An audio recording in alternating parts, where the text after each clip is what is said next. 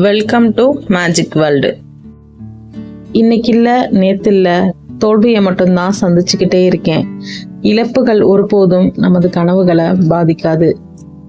தடைகளை தகர்த்து முன்னேற்றத்துக்கான காணொளியை பார்க்கலாம்.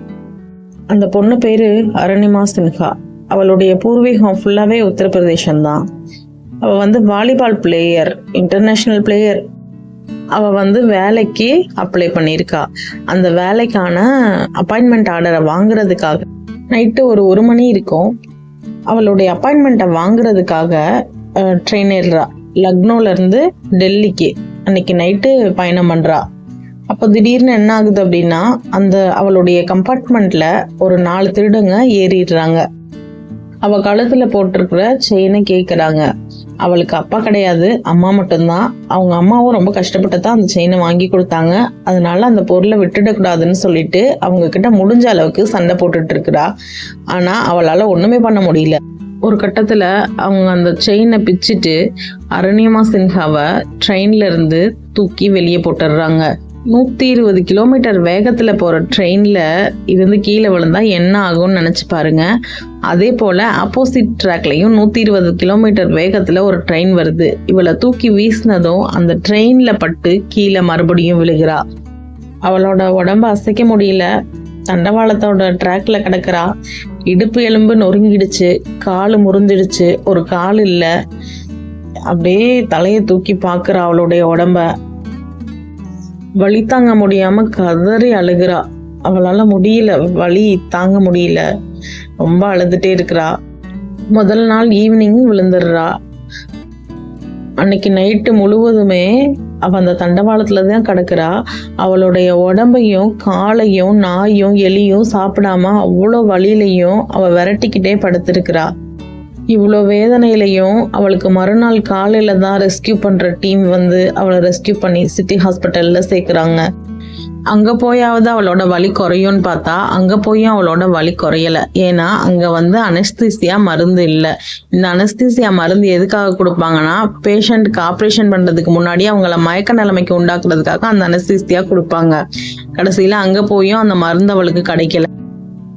அந்த மருந்து மறுநாள் காலையில தான் கிடைக்கும்னு சொல்றாங்க. ஆனா அது வரைக்கும் அருணிமாவை அப்படியே வச்சிருக்க முடியாது. உடனே அருணிமா சொல்றா, நேத்து நைட்டு முழுவதுமே நான் இந்த வலியோட தான் இருந்தேன், இதுக்கு மேலவா வலிச்சிட்டு போகுது, அதனால நீங்க ஆப்ரேஷன் பண்ணுங்க அப்படின்னு சொல்லிடுறா. அப்போ அந்த அனஸ்தீசியா கொடுக்காமலே அவளுடைய காலை வெட்டி எடுத்துடுறாங்க. இடுப்புக்கு ஆப்ரேஷனும் பண்றாங்க. மறுநாள் அனஸ்தீசியா வருது, கொடுக்குறாங்க. 3 நாள் தூக்கத்திலே இருக்கிறா. 3 நாள் கழிச்சு அவளுடைய மாமா அவளை பார்க்கறதுக்காக வராங்க. அவர் சொல்றாரு, பாப்பா எவரெஸ்ட் ஏறுறியா அப்படின்னு சொல்லிட்டு. அப்ப அவ சொல்றா, என் கால் இப்படி இருக்கு, இப்ப போய் கேக்குறீங்களே அப்படின்னு கேக்குறா. அதுக்கு அவர் சொல்றாரு, எவரெஸ்ட் ஏறுறதுக்கு 2 கால் தேவையில்லை அப்படின்னு சொல்றாரு. அந்த வார்த்தை அவளுக்கு மோட்டிவேட்டடா இருந்தது. திரும்ப 4 மாசம் அவ ஹாஸ்பிட்டல்லே தான் ரெஸ்ட்ல இருக்கா. 4 மாசம் கழிச்சு வெளியே வந்ததும் அவ பிளேயர் இல்லையா, அதனால அவளுடைய மன உறுதிய அவ இழக்கல. அந்த எவரெஸ்ட் ஏறுறதுக்கான பயிற்சியில முழு மூச்சா கவனமா இருந்து அந்த பயிற்சியை கத்துக்கிட்டு இருக்கிறா. 2011 அவளுக்கு அந்த ஆக்சிடென்ட் நடக்குது. ஆனா 2013 மே மாசம் எவரெஸ்ட் ஏறிட்டா. அந்த எவரெஸ்ட் ஏறினதுலயே முதல் மாற்றுத்திறனாளி பெண் இவதான் அப்படின்னு ரெக்கார்டும் உண்டாக்கிட்டா. எவரெஸ்ட் ஏறி சாதனை படைச்சதுக்கு அப்புறம் தொடர்ந்து அவ இந்த மலை ஏறணும் அப்படின்னு அவளுடைய ஆர்வத்தை வளர்த்துக்கிட்டு அடுத்தடுத்து மலைகள் எல்லாத்தையும் ஏற ஆரம்பிச்சா. செயற்கைக்காலை வச்சுக்கிட்டு மலை ஏறுறதுங்கிறதெல்லாம் சாதாரண விஷயம் இல்லை. அவளுடைய மன உறுதிய அவ எங்கேயுமே இழக்கவே இல்லை.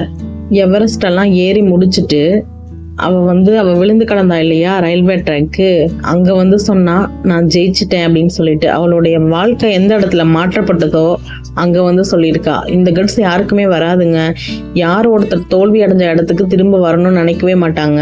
ஆனா அவ சொன்னா. 2015 வருஷம் மிக உயரிய விருதான பத்மஸ்ரீ விருது அவளுக்கு கொடுத்தாங்க. மன உறுதியோட நம்ம சாதிக்கணும்னு நினைப்போம்.